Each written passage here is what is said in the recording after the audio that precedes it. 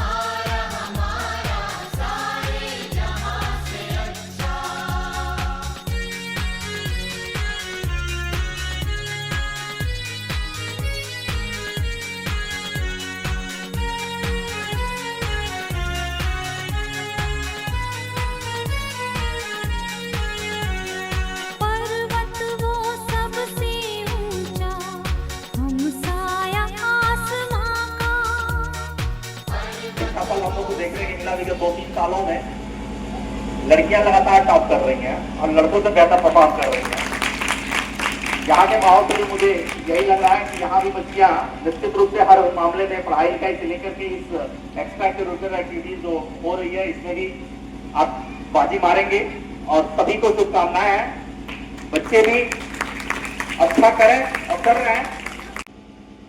जो बच्चे आने वाले हैं पढ़ने के लिए वो डेली आए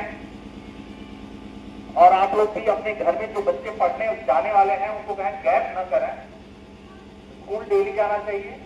और जो स्कूल में पढ़ाई लिखाई या अन्य इस तरह की चीजें सिखाई जा रही हैं, अच्छी बातें बताई जा रही हैं, उसका अनुसरण करें। पढ़ाई लिखाई के साथ साथ जो आपका स्काउट गाइड के माध्यम से जो भी आप सीख पाए उसका अपने जीवन में अनुसरण करें और अच्छे नागरिक बन करके समाज की सेवा करें। बहुत बहुत धन्यवाद।